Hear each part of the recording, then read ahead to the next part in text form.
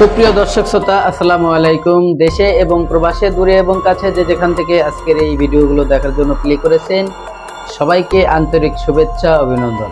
দর্শক শ্রোতা, শুরু থেকে আপনারা হয়তো খেয়াল করছেন কিনা জানি না, শুরু থেকে যে ছোট্ট ভিডিও ক্লিপের অংশ দেখেছেন, এই যে ভিডিওগুলো দেখেছেন সম্পূর্ণ ভিডিও আপনাদেরকে দেখাবো। তবে আজকে অনুরোধ করব সম্পূর্ণ ভিডিওটি দেখার জন্য, কারণ আজকের এই ভিডিওতে এমন কিছু তথ্য রয়েছে। এই ঘটনাটি ঘটেছে টাঙ্গাইলে। এই ঘটনাটি টাঙ্গাইলে ঘটেছে একটা পার্কের পাশে। ওখানে স্কুল আছে, গার্লস স্কুল আছে এবং ওখানে হাই স্কুল, প্রাইমারি স্কুল একসাথে। তো ওইখানে এমন একটি রেস্টুরেন্ট রয়েছে, সেইখানে স্কুল কলেজের ছেলেমেয়েরা ক্লাস চলাকালীন অবস্থায় যে তারা ওই রেস্টুরেন্টে অবস্থান করত।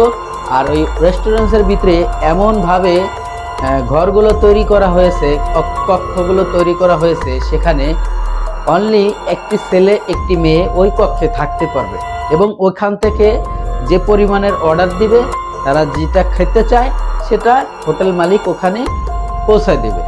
দর্শক, চতুর্থ সাইড দিয়ে আপনারা দেখেছেন, সম্পূর্ণ দেখলে হয়তো বুঝতে পারবেন যে প্রত্যেকটা সাইড দিয়ে দরজাগুলো সেখানে বন্ধ করা আছে। আর বন্ধ করা আছে এই জন্যই পর্দা দিয়ে ঢেকে দেওয়া হয়েছে। আচ্ছা, এবার বোঝেন, একটা ছেলে আর একটা মেয়ে যখন একটা রুমের মধ্যে ঢুকে, তখন যদি তাদেরকে পর্দা দিয়ে আটকায় দেওয়া হয়, তখনে আসলে অনৈতিক কাজ তো হতেই পারে। এই ধরনের কাজ দীর্ঘদিন ধরে হতেই চলেছে। কোনো বন্ধ নাই।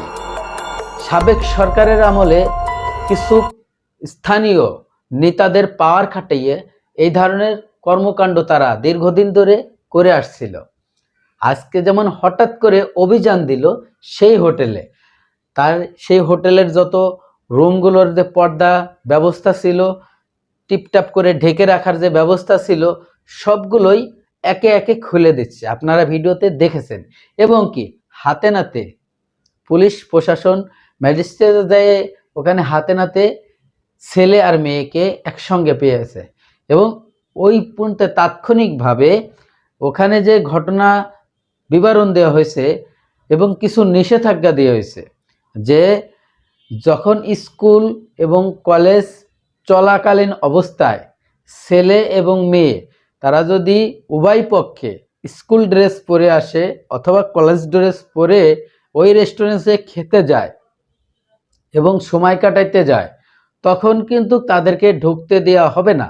এটা সরকারিভাবে নির্দেশ দেওয়া হয়েছে। দর্শক শ্রোতা, এখানে কিছু কথা আপনাদের সাথে বলতেই চাই। ওই হোটেলটা ছিল একজন আমলিকের নেতার।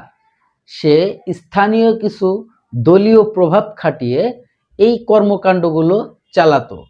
যদি কেউ তার বিরুদ্ধে অ্যাকশন নিতে যেত, তাহলেই তার নামে বিভিন্ন ধরনের মামলা জুড়ে দেওয়া হতো এবং হয়রানিমূলক যত কর্মকাণ্ড আছে সবগুলো করা হতো।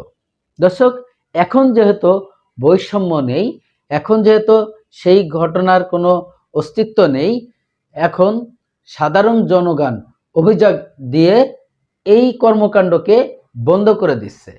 প্রিয় দর্শক, আমি আর বেশি কথা বাড়াইতে চাই না।